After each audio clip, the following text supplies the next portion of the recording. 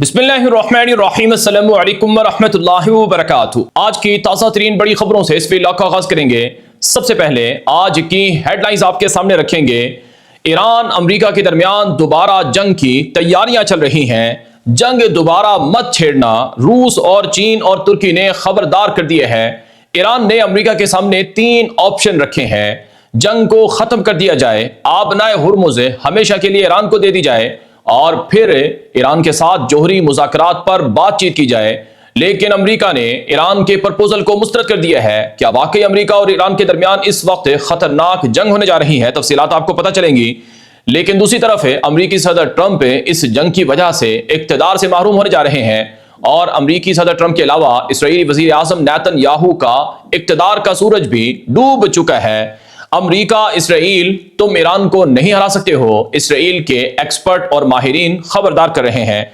Mossad agency ने बड़ा धमाका किया है, ईरान के खुफिया राजों को चुरा लिया गया है। क्या ये सच है? तफसीलात आपके सामने आएंगी। और फिर ईरान ने अमेरिकी मुहासरा तोड़कर दुनिया को अपना तेल बेचना तेज कर दिया है। इस वक्त अमेरिका, इसराइल और ईरान के दरमियान जंग के दूसरे राउंड की तैयारियां उरूज पर हैं। अमेरिका, इसराइल ईरान पर हमला करने की मंसूबाबंदी कर चुके हैं, लेकिन ईरान इस जंग को खत्म कराने के लिए पूरा जोर लगा रहा है, डिप्लोमेसी को जारी रखे हुए है। ईरान के पास 2 हथियार हैं, डिप्लोमेसी, सफारतकारी, मुज़ाकरातकारी, और दूसरा हथियार है ईरान के पास है मिलिट्री प्रिपरेशन। ईरान तेजी से मिसाइल बना रहा है, फौज को डिप्लॉय कर दिया गया है और रशिया, चाइना से मदद ले ली गई है और मुकम्मल टारगेट सेट कर लिए गए हैं। और दूसरी तरफ मुज़ाकरात को हतमी नतीजे तक पहुंचाने के लिए ईरान के वज़ीर ख़ारजा मुतहर्रिक हैं। अभी जो मेरे सामने एक ताज़ा खबर है, वॉल स्ट्रीट जर्नल अमेरिकी मीडिया है, उसने बताया कि ईरान ने 3 ऑप्शन रखे हैं। ईरान की तरफ से 3 ऑप्शन दिए गए हैं अमेरिका को कि हम आपके साथ है, जंग को हमेशा के लिए खत्म करेंगे, लेकिन 3 मरहलों में। ये 3 मरहले में क्या है? पहला मरहला ये है, ईरान ने कहा अमेरिका को कि तुम जंग का खात्मा कर दो और गारंटी दे दो पहले मरहले में कि दोबारा जंग तुम्हारे ऊपर शुरू नहीं की जाएगी, हमले नहीं किए जाएंगे। ये जंग को, तनाज़े को हल करने का पहला मरहला है। दूसरे मरहले में ईरान ने कहा कि हम आबनाए हुर्मुज़ पर अमेरिका से बात करेंगे और आबनाए हुर्मुज़ के हवाले से अमेरिका को यह बात मानना होगी कि आबनाए हुर्मुज़ का कंट्रोल ईरान के पास रहे और ईरान उस आबनाए हुर्मुज़ के ऊपर जो फीस है और जहाज़ों के गुजरने पर जो कोऑर्डिनेशन है और जो टूल है वो हासिल कर सकेगा। तीसरे मरहले में ईरान ने कहा कि हम अमेरिका के साथ अपने जोहरी मुज़ाकरात करेंगे और कोई ना कोई संजीदा जोहरी डील करेंगे और अमेरिका के साथ ये भी तय करेंगे कि हम अपने प्रॉक्सीज की हिमायत या मदद बंद कर देंगे। ये तीसरे मरहले में होगा। अब ये वॉल स्ट्रीट जर्नल का मंसूबा है, खबर है कि ये 3 मराहल में ईरान ने प्रपोजल दिया कि हम इन 3 मरहलों में आपके साथ सुलह और डील करना चाहते हैं। लेकिन अमेरिकी सदर ट्रंप ने यह प्लान मुस्तरद कर दिया है, जैसा कि न्यूयॉर्क टाइम और CNN ने बताया है कि अमेरिकी सदर ट्रंप और मार्को रूबियो जो वजीर खारजा है, इन दोनों ने कहा कि यह प्लान काबिल कबूल नहीं है और अगर आबनाए हुर्मुज़ का कंट्रोल ईरान के हवाले कर दिया तो फिर अमेरिका ईरान के ऊपर जोहरी डील और जोहरी दबाव नहीं डाल सकेगा। ये अमेरिकी मीडिया की रिपोर्ट का खुलासा है। सादा लफ्जों में अमेरिका ईरान को कहता है कि तुम हमारे सामने सरेंडर कर दो तो ठीक है, वरना हम तुम्हारी कोई बात नहीं मानेंगे। लेकिन नाज़रीन इकराम, ये एक और खबर भी मेरे सामने है। इसराइल का एक मशहूर यहूदी तज़कियाकार है जो ईरान के उमूर पर संजीदा गहरी नज़र रखने वाला शख्स है। उसने अपने एक्स अकाउंट पर लिखा और उसने ये तज़किया नशर किया कि अमेरिका ने ईरान के साथ जोहरी डील छोड़कर दरअसल इसराइल के लिए वबाल किए हैं, इसराइल के लिए मसाइल खड़े किए हैं। अमेरिका अगर जोहरी डील से ना निकलता तो आज ईरान के पास ना तो इतना अफजुदा यूरेनियम होता और ना ही ईरान और अमेरिका के दरमियान जंग से इतने नुकसानात होते। अब भी अमेरिका बेहतर रास्ते पर चले तो सफारतकारी के जरिए से ईरान से डील कर ले और डील के जरिए से इसराइल और अमेरिका दोनों को फायदा होगा। लेकिन अगर वो जंग का रास्ता इख्तियार करेंगे तो ईरान को इसराइल और अमेरिका जंग के जरिए से नहीं हरा सकते हैं। ईरान अब तक इस सारी लड़ाई में अपने आप को ताकत और कुव्वत के जरिए से साबित कर चुका है और फिर ईरान को हराना अमेरिका और इसराइल के बस में क्यों नहीं है? क्योंकि उनके पीछे चाइना और रशिया खड़ा हुआ है। चीन और रशिया की हेल्प अगर ना हो तो ईरान यकीनन अमेरिका का मुकाबला नहीं कर सकता है। जो रियल टाइम सैटेलाइट तस्वीर हैं, सैटेलाइट हेल्प है और जो अमेरिकी ठिकानों की मुकम्मल दुरुस्त एक्यूरेसी से मालूमात हैं, वो चाइना और रशिया ही ईरान को देते हैं। और फिर ईरान के मिसाइलों में चीनी मिसाइलों की खतरनाक टेक्नोलॉजी شامل کی گئی ہے جس کے ذریعے سے میزائل درست جگہوں پر لگتے ہیں اور ان کو انٹرسیپٹ کرنا بھی مشکل ہو جاتا ہے۔ تو اس لیے اسرائیلی تجزیہ کار ڈینی نے یہ بات کہی ہے کہ جوہری ڈیل اگر دوبارہ امریکہ کر لیتا ہے، سفارتکاری کو کامیاب بنا دیتا ہے، تو یہ امریکہ اور اسرائیل کے فائدے میں ہوگا، ورنہ لڑائی سے ایران ہارنے والا نہیں ہے، سرنڈر کرنے والا نہیں ہے، ایران تو لڑتا رہے گا۔ اس کے علاوہ ایک اور بڑی خبر جو اس وقت میرے سامنے ہے کہ امریکہ نے ایران کا نیول بلاکڈ کر رکھا ہے، لیکن ابھی تازہ ترین خبر ہے کہ 22 ایسے آئل ٹینکر ہیں ایران کے جن میں تیل لوڈ کیا جا رہا ہے اور وہ تیل چائنا کو بھیجا جا رہا ہے۔ یعنی سمندر میں امریکہ نے نیول بلاکڈ تو کر رکھا ہے، باہری محاصرہ تو کر رکھا ہے، لیکن یہ باہری محاصرہ برائے نام ہے اور اس باہری محاصرے کو ایران بآسانی توڑ رہا ہے اور سمندر میں بآسانی ایران کی طرف سے تیل کے جہازوں کو بھیجا جا رہا ہے چائنا کی طرف اور باقی ملکوں کی طرف۔ اگرچہ یہ خبر بھی ہے بلومبرگ کی کہ ایران کو شدید ترین تیل کے کرائسس کا سامنا ہے، لیکن بہرحال ناظرین کرام ایران اپنا تیل پھر بھی چائنا کو اور باقی دنیا کو بیچ رہا ہے۔ مرانڈی، پروفیسر مرانڈی ہیں، یہ ایران کے مشہور پروفیسر ہیں، ایران کی حکومت اور فوج کے قریب ہیں۔ انہوں نے ایک تازہ انٹرویو میں کہا ہے کہ اگر امریکہ نے ایران کی شرائط کا احترام کر لیا اور اسرائیل کو روک دیا کہ وہ لبنان پر حملے بند کر دے تو امریکہ اور ایران میں ڈیل ممکن ہے، لیکن جیسا اسرائیل کا امریکہ پر دباؤ ہے، اثر و نفوذ ہے، اس سے نہیں لگتا کہ ٹرمپ اسرائیل کے کہنے پر جنگ دوبارہ شروع نہ کرے، یعنی اسرائیل کے کہنے پر ٹرمپ دوبارہ حملہ کرے گا۔ لیکن اگر دوبارہ حملہ ہوتا ہے تو پروفیسر مرانڈی نے کہا کہ ایران تو لڑنے کے لیے تیار ہے، ایران پہلے ہی اپنی بڑی شخصیات کو کھو چکا ہے، اگر مزید ان کے لوگ بھی چلے گئے تو ایران کو فرق نہیں پڑتا، باقی پیچھے سے لوگ مزید آ جائیں گے، لیکن سرنڈر نہیں کیا جائے گا، جھکا نہیں جائے گا اور امریکہ کو ایران کے ساتھ مساوی ڈیل کرنا ہوگی، ورنہ دباؤ میں آ کر کوئی ایران ڈیل نہیں کرے گا۔ یہاں پر ایک اور بڑی خبر اس وقت میرے سامنے ہے کہ نیتن یاہو اور ٹرمپ کا اقتدار ڈوبنے والا ہے۔ امریکی صدر ٹرمپ امریکہ کے اندر سروے میں مسلسل جو نیگیٹو ریٹنگ ہے اس میں جا رہے ہیں۔ ٹرمپ کی مخالفتیں بہت زیادہ بڑھ چکی ہیں، امریکہ کے اندر تیل کرائسس ہیں کیونکہ تیل کی قیمتیں بڑھی ہوئی ہیں، لوگ معاشی تباہی کی وجہ سے پریشان ہیں۔ جو روس اور یوکرین کی جنگ کی وجہ سے یورپ کے اندر تباہی آئی تھی اور یورپ کے ممالک میں لوگ مخالف ہوئے تھے حکومتوں کے، وہی کام اب امریکہ کے خلاف ہو چکا ہے۔ کیونکہ ناظرین کرام جو جنگیں ہیں یہ ہمیشہ تباہی لاتی ہیں، بربادی لاتی ہیں، جنگوں سے ہمیشہ بڑی دنیا متاثر ہوتی ہے، یعنی اکثریت عوام متاثر ہوتی ہے، جنگوں سے صرف چند لوگوں کو فائدہ پہنچتا ہے اور جنگیں ملکوں کو اجاڑ دیتی ہیں۔ روس کی سپر طاقت سوویت یونین اس لیے ٹوٹا کیونکہ جنگیں لڑ لڑ کر روس کی کمر ٹوٹ چکی تھی، معاشی طور پر روس کنگال ہو چکا تھا۔ آج امریکہ جنگیں لڑ لڑ کر بدحال ہو چکا ہے اور روس کی طرح امریکہ کا حال ہو رہا ہے۔ کوئی بھی سپر طاقت یا سپر پاور 1 سال 2 سال 2 مہینے 4 مہینے میں گرتی نہیں ہے، وہ دھیرے دھیرے تدریجاً گرتی ہے اور وہی کچھ امریکہ کے ساتھ ہو رہا ہے۔ تو اس وجہ سے ٹرمپ کا اقتدار اب ڈول رہا ہے۔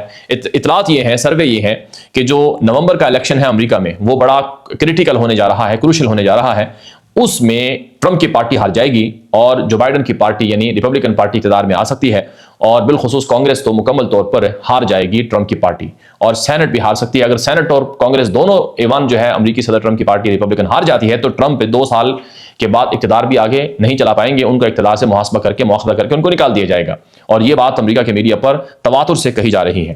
اس کے علاوہ نیتن یاہو کا اقتدار بھی خطرے میں ہے۔ ایک تازہ خبر کے مطابق سروے میں اسرائیل کے اندر یہ ثابت ہوا ہے کہ جو نئی پارٹی بنی ہے یائر لپیڈ کی اور نفتالی بینٹ کی، جو دو سابق اسرائیلی وزیر اعظم ہیں اور ایک اپوزیشن لیڈر بھی ہے، ان دونوں کی ایک متحدہ جماعت بننے سے مزید جو اپوزیشن جماعتیں ہیں وہ بھی اس کے ساتھ کھڑی ہو گئی ہیں، اور یوں نیتن یاہو اب دوبارہ اقتدار میں نہیں آ سکے گا۔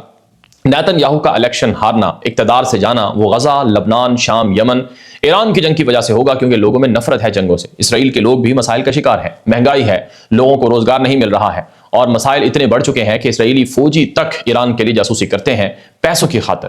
تو اس وجہ سے نیتن یاہو بھی اقتدار سے جانے والا ہے، نیتن یاہو کا اقتدار بھی ختم ہو رہا ہے۔ یہ اسرائیلی میڈیا کی تازہ سروے رپورٹ ہے۔ جب نیتن یاہو اقتدار سے جائے گا تو نیتن یاہو کو عدالتوں میں کیسز کا سامنا کرنا پڑے گا، اور نیتن یاہو عدالتوں میں سزا پائے گا کیونکہ کیسز اتنے سٹرونگ ہیں نیتن یاہو کے خلاف، جس سے نیتن یاہو بار بار سماعتوں سے بھاگتا ہے۔ تو اسرائیل کے اندر نیتن یاہو کا اقتدار ختم ہو رہا ہے۔ نیتن یاہو غزہ کی نسل کشی کا ذمہ دار ہے۔ اس حوالے سے دی ٹائمز آف اسرائیل پر سابق نائب امریکی وزیر خارجہ جو بائیڈن کی حکومت میں رہی، اس کا بیان آج نشر ہوتا ہے کہ نیتن یاہو کی وجہ سے غزہ کی نسل کشی کا معاملہ آگے بڑھا ہے اور غزہ میں لوگوں کی نسل کشی ہوئی ہے۔ یعنی غزہ کی جنگ، لبنان کی جنگ، یمن کی جنگ، شام کی جنگ اور ایران کی جنگ، یہ 5 جنگیں نیتن یاہو کا ایک طرح سے سورج اقتدار کا ڈبو رہی ہیں اور اس کا پیچھا کر رہی ہیں۔ یہی بات اردگان نے کہی تھی، طیب اردوان نے کہا تھا کہ وقت آئے گا ثابت کرے گا کہ نیتن یاہو کو اس کی جرائم کی سزا ضرور ملے گی۔ دوسری طرف ناظرین کرام، آج کی ایک اور بڑی خبر اس وقت میرے سامنے ہے۔ موساد ایجنسی کا چیف ہے ڈیوڈ برنائے، اس نے ایک پروگرام کے اندر انکشاف کیا ہے کہ ہم نے ایران کے اور لبنان کے ٹاپ سیکرٹ اہم ترین جو راز ہیں وہ حاصل کیے ہیں، اور ان کی خفیہ سے خفیہ چیزوں تک ہماری رسائی ہوئی ہے، اور ہم نے ایران کے خفیہ رازوں کو حاصل کر کے ان کے خلاف بالادستی اور طاقت اور قوت حاصل کی ہے اور اپنی فوج کو جتایا ہے۔ موساد ایجنسی کے چیف ڈیوڈ برنائے نے یہ بھی کہا ہے کہ اب ہم نے خطے میں نئے اسٹریٹجک ڈیپتھ بنا لیے ہیں، یعنی مختلف ممالک کے اندر اب اسرائیل کی خفیہ ایجنسی موساد کے آپریشن چل رہے ہیں اور نئے محاذوں پر نئے انداز سے سرگرم ہے تاکہ اسرائیل کو نقصان نہ پہنچ سکے۔ یہ اسرائیلی خفیہ ایجنسی موساد کے چیف ڈیوڈ برنائے نے کہا ہے۔ کیا یہ بات سچ ہے؟ ناظرین کرام، موساد اپنے آپ کو جو ظاہر کرتی ہے گویا کہ وہ ہر شے کو جانتی ہے، لیکن اگر واقعی ایسا ہوتا تو موساد ایجنسی کی یہ رپورٹ فیل نہ ہوتی کہ ایران کے پاس میزائلوں کی صرف 2-3 ہفتے 4 ہفتوں کا ذخیرہ ہے یا 1-2 ہزار میزائل ہے۔ ایران 2-4 ہفتوں میں گر جائے گا، لیکن ایران 7 ہفتے تک لڑتا رہا، اور 2 ہفتے پہلے بھی لڑا۔ 9 ہفتے ایران نے اسرائیل سے امریکہ سے جنگ کی ہے، لیکن ایران کی حکومت نہیں گر سکی، ایران کا نظام نہیں گر سکا۔ موساد ایجنسی نے تو یہ بھی رپورٹ دی تھی کہ ایران میں احتجاج ہوں گے، احتجاجوں کے ذریعے سے ایران کی حکومت گر جائے گی، رضا شاہ پہلوی کا اقتدار آ جائے گا۔ ٹرمپ کو یہ باتیں پہنچائی گئی تھیں۔ امریکہ کے اندر ٹکر کارلسن اور باقی بڑے بڑے صحافی کہہ چکے ہیں، ماہرین کہہ چکے ہیں کہ موساد جھوٹی رپورٹیں دیتا ہے اور سچ نہیں بتاتا ہے، حقائق اس کو پتہ بھی نہیں ہے۔ اور اگر موساد ایجنسی کی رپورٹیں اتنی ہی قابل قبول ہوتی تو 7 اکتوبر کا حملہ اسرائیل پر نہ ہوتا، جس کو اسرائیل کے اندر بدترین ناکامی قرار دیا جاتا ہے، اور نیتن یاہو اس سے کی انویسٹیگیشن سے بھی بھاگتا ہے۔ تو موساد سب کچھ نہیں ہے، لیکن موساد کا چیف ہے اپنے آپ کو سب کچھ بنا کر پیش کر رہا ہے۔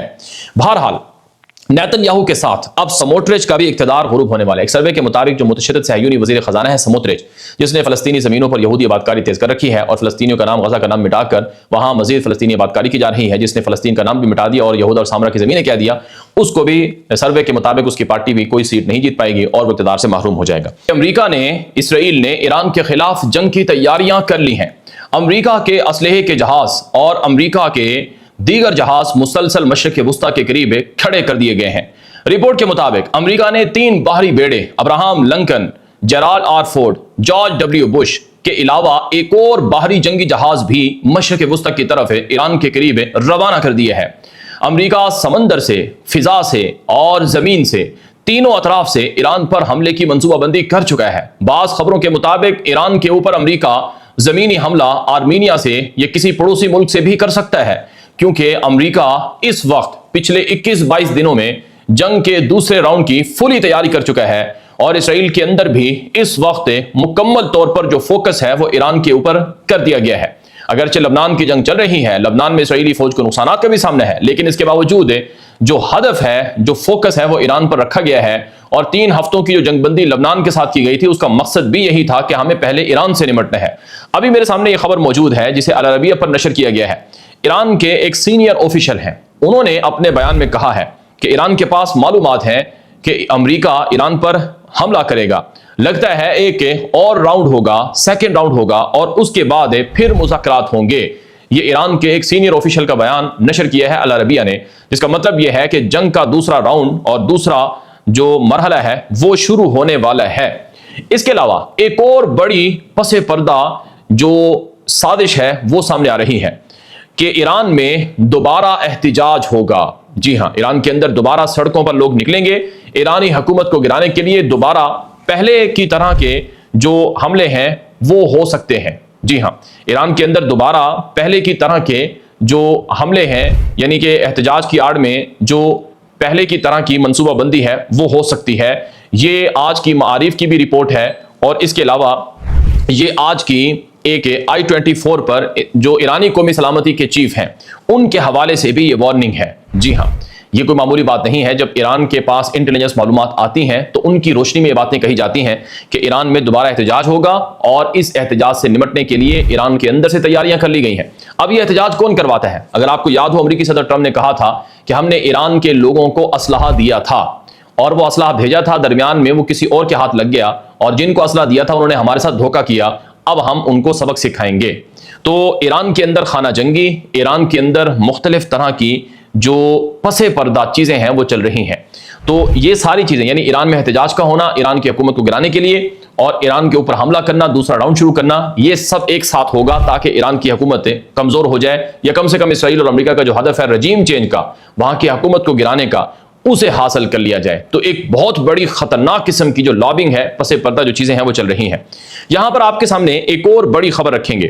اس وقت ایران کے بعد اگلا نمبر ترکی کا ہے، اور اگلا نمبر سعودی عرب کا ہے، اگلا نمبر پاکستان کا ہے، اور مصر کا، قطر کا بھی نمبر آئے گا۔ یہ سارے ممالک ایک کے بعد ایک نشانہ بن سکتے ہیں۔ چنانچہ 5 ملک مشرق وسطیٰ کے وہ اس جنگ کو رکوانے کے لیے ایڑی چوٹی کا زور لگا رہے ہیں۔ یہ 5 ملک کون سے ہیں میں آگے چل کر آپ کو بتاؤں گا، پہلے آپ یہ خبر دیکھ لیں۔ فورن افیئرز کے نام سے ایک عالمی میڈیا ہے، اس کے اوپر ایک مضمون چھپتا ہے کہ ایران جنگ کے بعد ترکی کا نمبر ہے، ترکی ایران جنگ سے بہت زیادہ پریشان ہے، اور ترکی ایران جنگ کی وجہ سے اپنی تیاریاں بھی جاری رکھے ہوئے ہیں۔ ترکی کو کیا خطرہ ہے؟ ترکی ایران کی حکومت گرنے کا بہت مخالف ہے۔ ترکی کو پتہ ہے اگر آج ایران کی حکومت گر گئی تو ایران کے اندر اسرائیل نواز حکومت آ جائے گی، اور اسرائیل ایران کی حکومت گرا کر پھر زیادہ طاقتور ہو جائے گا، اور وہ یہ سمجھے گا کہ اسے مشرق وسطیٰ میں کوئی روک نہیں سکتا ہے۔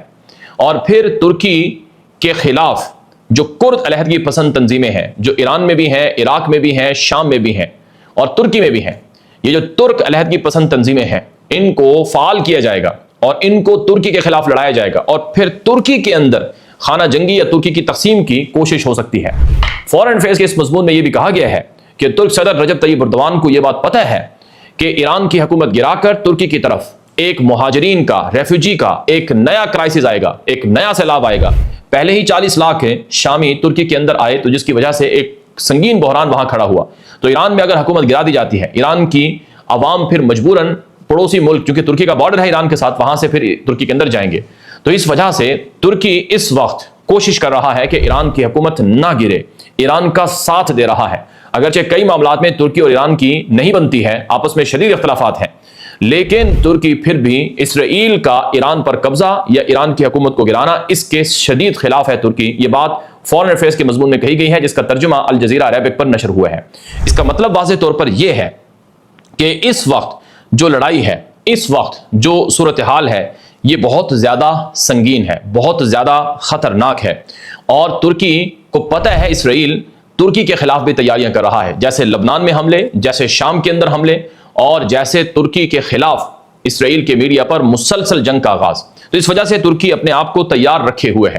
پھر یہاں پر 5 ملکوں کا نام میں نے آپ کو بتایا کہ وہ 5 ملک بھی الرٹ ہیں، کیونکہ ان کا نمبر بھی آ سکتا ہے۔ سعودی عرب، قطر، مصر، پاکستان، اور 5واں ملک ہے ترکی۔ ترکی کا میں نے بتا دیا، یہ جو 4 ملک ہیں یہ کیوں پریشان ہیں۔ پہلے آپ یہ خبر دیکھیں، ترک وزیر خارجہ حاکان فیدان سے مصری وزیر خارجہ کا رابطہ ہوا ہے۔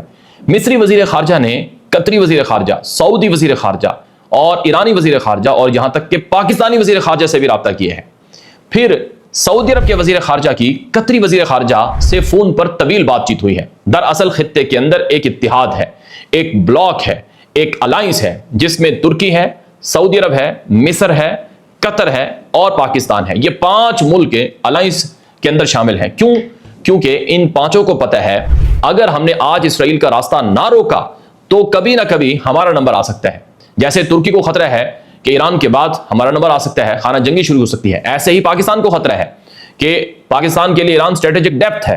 اگر ایران کے اندر اگر ایران کے اندر اسرائیل آ جاتا ہے تو پھر پاکستان کے بلوچستان کو، جو کہ ایران کے ساتھ جڑا ہوا ہے، پہلے ہی وہاں انسرجنسی ہے، وہاں پر شدت پسندی ہے، اور مختلف طرح کی چیزیں ہیں، تو جو بلوچستان کے اندر حالات ہوں گے یا پاکستان میں، پھر اسرائیل دروازے پر آ جائے گا۔ اس لیے پاکستان اس جنگ کو رکوانا چاہتا ہے، اور سعودی عرب کو پتہ ہے کہ اگر آج اسرائیل نے ایران کے اوپر قبضہ کر لیا تو پھر آبنائے ہرمز ایران کے قبضے میں ہے، اس سے ہمیں اتنا بڑا مسئلہ نہیں ہے، وہ ایران کے پاس ہے، ہم برسوں سے معاملات کرتے ہیں۔ لیکن اگر اسرائیل آبنائے ہرمز پر آ گیا اور اس نے خلیج فارس پر قبضہ کر لیا اور ہمارے ایک سمندر میں آ گیا، تو پھر ایک تو پورے مشرق وسطیٰ کا وہ سردار بن جائے گا، اور دوسرا پھر وہ اس سعودی عرب کے پڑوس میں آ جائے گا، اور قطر بھی اسی وجہ سے خوفزدہ ہے۔ اور مصر کو یہ بات پتہ ہے کہ اگر اسرائیل کو ہم نے یہاں نہ روکا اور ایران کے اندر وہ کامیاب ہو گیا تو پھر اگلا نمبر مصر کا ہو سکتا ہے۔ صحرائے سینا اسرائیل مصر سے لے سکتا ہے، غزہ پورا لے سکتا ہے، اور پھر اسرائیل کو روکنے والا کوئی نہیں ہوگا۔